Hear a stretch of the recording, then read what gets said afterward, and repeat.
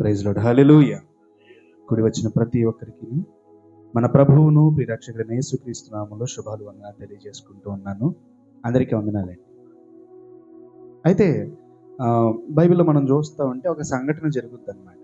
ఏంటంటే ఎలీషా గారు, ఏలియా గారు వెళ్ళిపోయిన తర్వాత అలా నడుచుకుంటూ వెళ్తూ ఉంటే ఆయన దగ్గర కొంతమంది వచ్చి అంటారు, ఏమనంటే, మీ ముందు ఏదైతే ఊరుందో అది చూడడానికి చాలా రమ్యమైనదిగా ఉంది, చాలా బాగుంది, కానీ దాంట్లో నీళ్లు బాలేదు కదా. అయితే యేసుక్రీస్తు వారు ఈ భూమి మీదకి వచ్చిన తర్వాత కూడా అదే ఊరిలోనికి ఆయన వెళ్తూ ఉంటాడు. ఆ ఊరు ధనవంతులకి పెట్టినది పేరు, ధనానికి చాలా అభివృద్ధి చెందింది. కానీ ఆ ఊరిలో ఒక వ్యక్తి ఉన్నాడంట. ఆ వ్యక్తి పేరు పొట్టి జక్కయ్య. ఏ జక్కయ్య?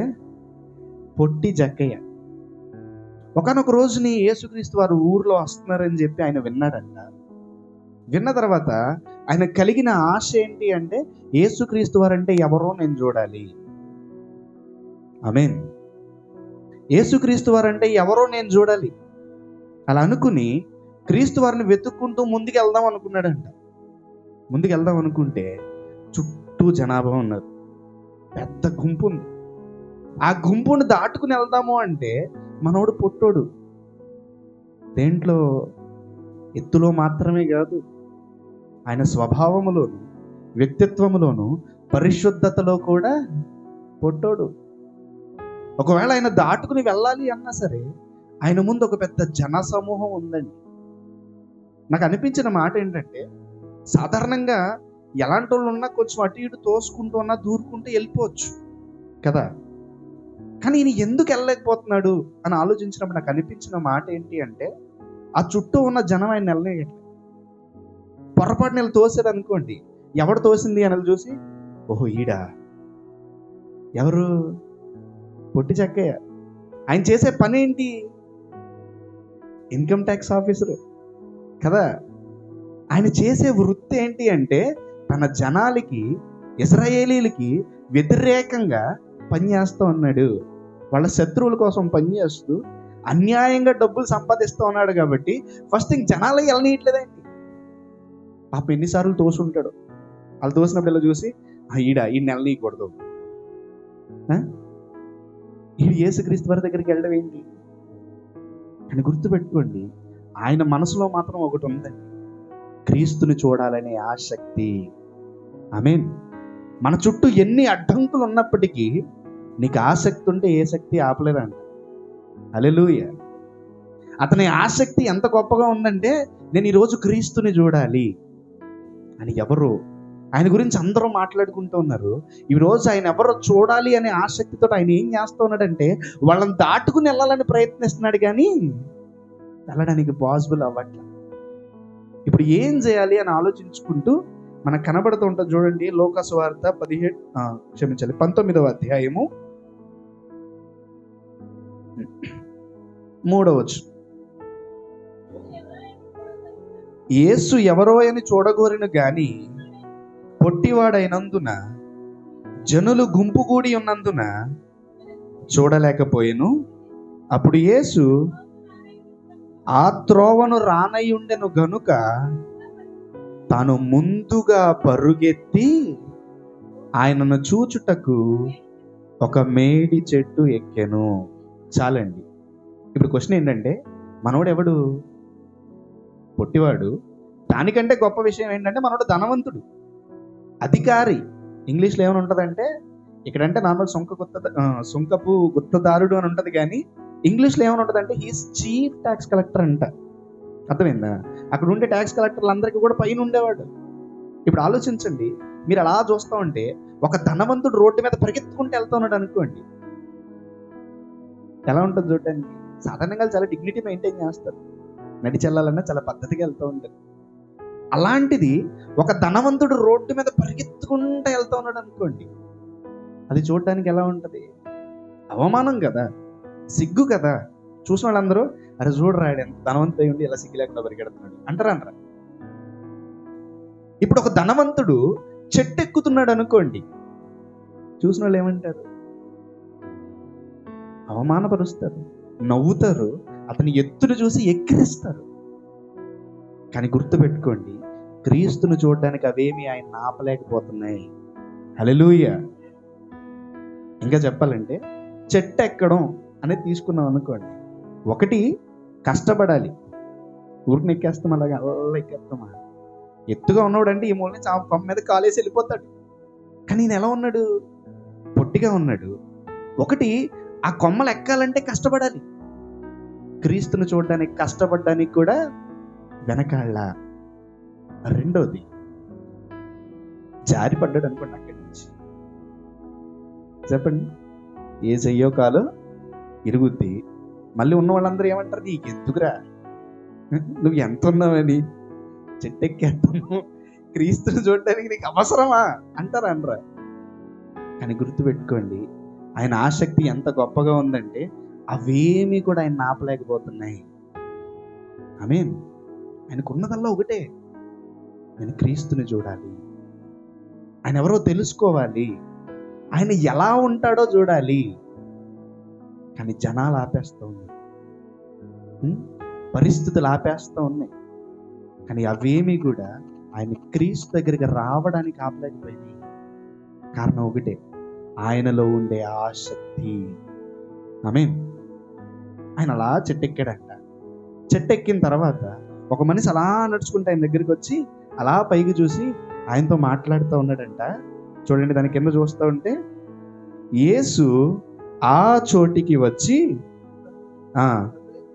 కన్నులెత్తి చూచి, జకయ్యా త్వరగా దిగుము, నేడు నేను నీ ఇంట నుండవలసి ఉన్నదని అతనితో చెప్పాను.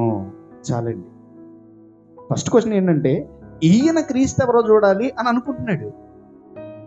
కానీ క్రీస్తేమో జక్కయ్యను చూడడానికి వచ్చాడండి కదా. అంత పెద్ద పట్టణం అని మాట్లాడుకున్నాం, అంత పెద్ద జనసమూహం అనుకున్నాం. కానీ అవన్నిటికంటే కూడా ముందు మనం ఆలోచించాల్సింది ఏంటంటే, క్రీస్తు వారు కేవలము జక్కయ్య కోసమే వచ్చారు. ఆమేన్. అక్కడున్న జనాలందరూ కూడా జక్కయ్యని ఆపేస్తూ ఉన్నారు. కానీ క్రీస్తు వారు మాత్రం కేవలం ఆయన కోసమే వచ్చారు. క్రీస్తు వారికి అదొక స్పెషాలిటీ ఉంటుందండి. ఒక నూతి దగ్గర ఒక స్త్రీ అంట నీళ్లు చేదుకోవడానికి వచ్చిందంట.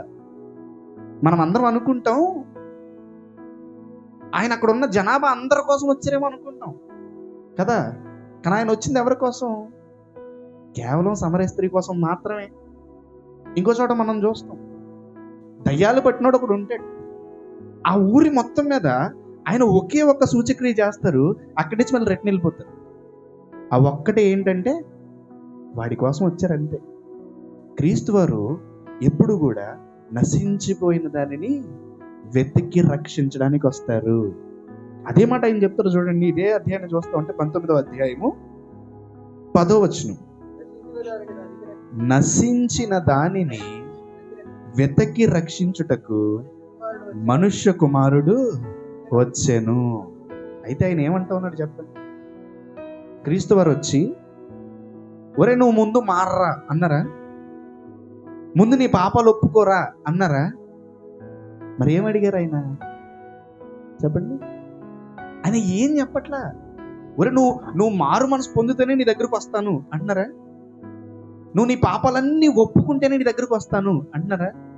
మరి ఏమంటున్నారంటే, నేడు నీ వద్దకు నీ ఇంటికి రక్షణ వచ్చి ఉన్నది.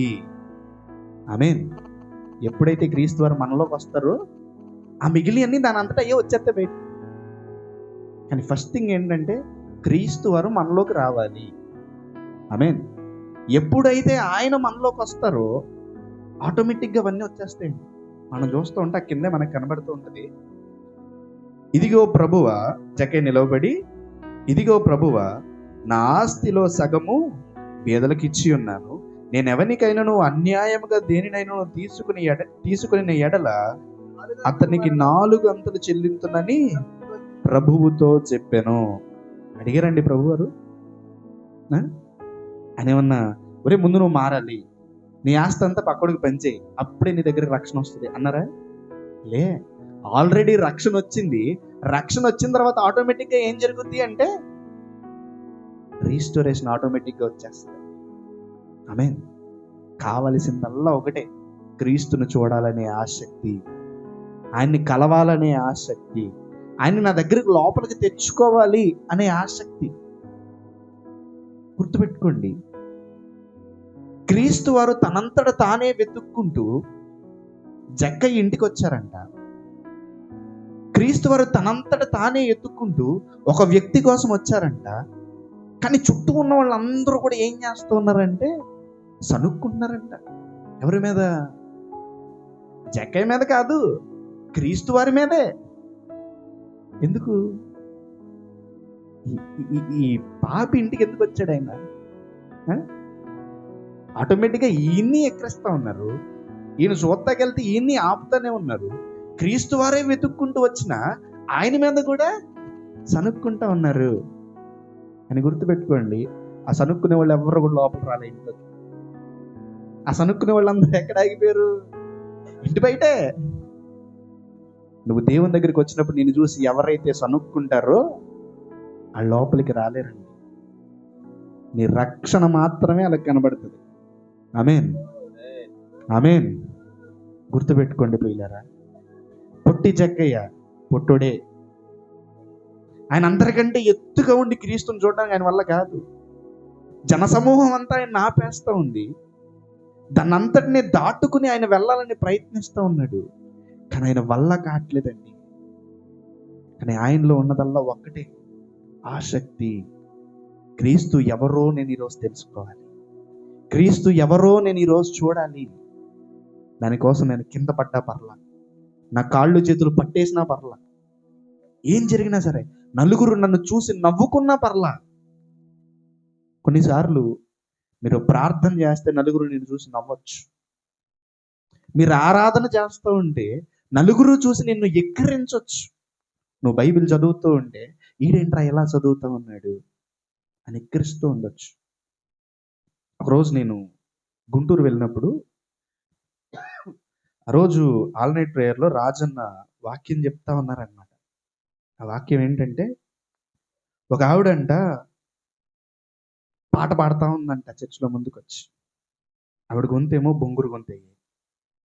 ఆ బొంగురు గొంతు వేసుకుని పాడుతూ ఉంటే జనాలందరూ కూడా అనుకుంటున్నారంట, ఆ గొంతేంట్రా బాబు ఎంత దారుణంగా ఉంది, వినడానికే చాలా దారుణంగా ఉంది, అయినా సరే వీడికి సిగ్గు లేదా, ఎందుకు ఇలా పాడుతూ ఉంది అని చెప్పి అక్కడ ఉన్న వాళ్ళందరూ ఆవిడని చూసి నవ్వుతూ ఉన్నారంట.